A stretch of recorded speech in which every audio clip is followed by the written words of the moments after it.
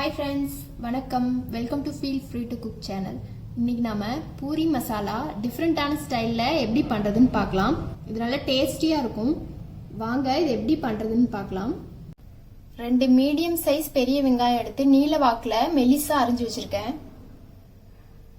5 பச்சை மிளகாவை 2ஆக கட் பண்ணி வச்சுருக்கேன். ஒரு தக்காளியை இந்த மாதிரி அரிஞ்சு வச்சுருக்கேன். 3 பல் பூண்டை இடித்து வச்சுருக்கேன். உப்பு தேவையான அளவு, மஞ்சள் தூள் 1/2 டீஸ்பூன், கொத்தமல்லி தழை சிறிதளவு, கருவேப்பிலை சிறிதளவு, துருவிய தேங்காய் 3 டேபிள் ஸ்பூன் எடுத்திருக்கேன்.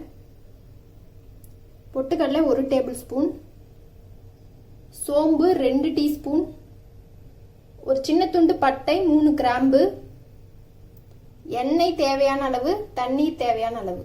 3 உருளைக்கிழங்க வேக வச்சு தோல் உரிச்சிட்டு மீடியம் சைஸா கட் பண்ணி வச்சிருக்கேன். இப்போ அடுப்பை ஆன் பண்ணி ஒரு பேன் வச்சுட்டேன். பேன் ஹீட் ஆயிடுச்சு. 1 ஸ்பூன் எண்ணெய் ஊற்றிக்கலாம். 1 டீஸ்பூன் சோம்பு சேர்த்துறேன்.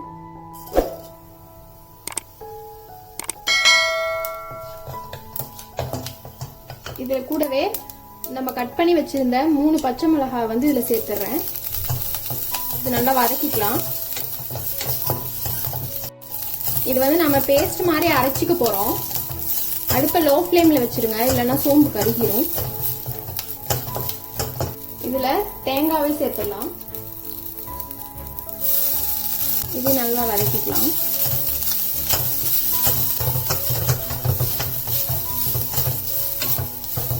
தேங்காய் சேர்த்துட்டு லைட்டா வதக்கினா போதும், ரொம்ப வதக்க தேவையில்லை. அடுப்பை ஆஃப் பண்ணிடலாம். பொட்டுக்கடலையும் இதில் சேர்த்துட்டு இது நல்லா ஆறட்டும். ஆறுன அப்புறம் ஒரு மிக்சி ஜாரில் போட்டுட்டு தண்ணி சேர்த்து ஒரு பேஸ்ட் மாதிரி அரைச்சி எடுத்து வச்சுக்கோங்க. இப்போ அதே பேனை அடுப்பில் வச்சு ஆன் பண்ணிட்டேன். எண்ணெய் ஊற்றிருக்கேன். எண்ணெய் சூடாயிடுச்சு. இப்போ இந்த சோம்பு பட்டை கிராம்பு இதில் சேர்த்துடலாம்.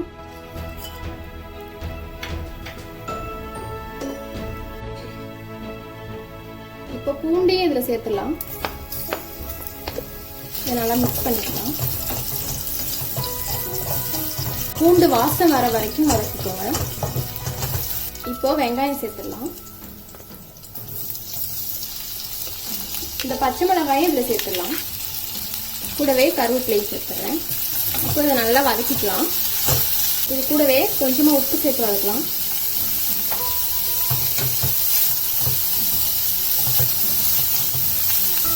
இது நல்லா பொன்னிறமா ஆகிற வரைக்கும் வதக்கிக்கலாம். பாருங்க, வெங்காயம் நல்லா வதங்கிருச்சு. இந்த அளவுக்கு வதங்கின அப்புறமா தக்காளியை சேர்த்துடலாம். மஞ்சள் தூள் சேர்த்துடலாம். இப்போ நல்லா வதக்குங்க. தக்காளி கொஞ்சம் குழைவா வர வரைக்கும் வதக்கிக்கலாம். இப்போ தக்காளி நல்லா வதங்கிருச்சு. உருளைக்கிழங்கு இதுல சேர்த்துடலாம். இதை நல்லா மிக்ஸ் பண்ணிக்கலாம்.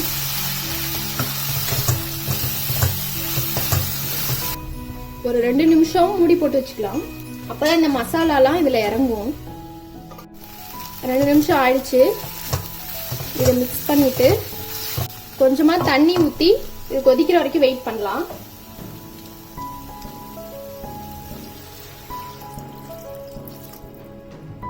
கால் டம்ளர் தண்ணி ஊத்திருக்கேன். இப்ப மூடி போட்டு இது கொதிக்கிற வரைக்கும் வெயிட் பண்ணலாம்.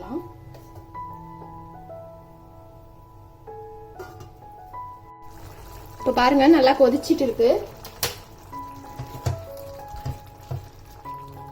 இந்த ஸ்டேஜ்ல நான் ஃபர்ஸ்ட் சொன்னேன்ல, எண்ணெயில வதக்கிருந்தோம்ல அந்த தேங்காய் பொட்டுக்கடலை, கொஞ்சமா தண்ணி ஊத்தி அரைச்சிருக்கேன். நிறைய தண்ணி ஊத்திடாதீங்க. இதை வந்து இதுல இப்ப சேர்த்துடலாம்.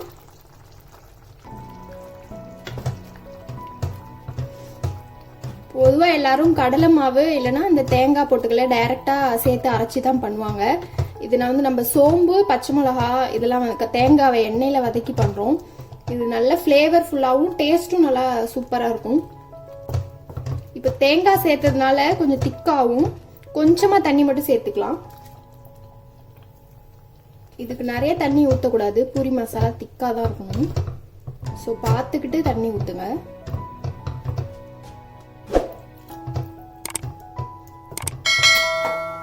இந்த ஸ்டேஜ்ல உப்பு கரெக்டா இருக்கான்னு செக் பண்ணிக்கோங்க.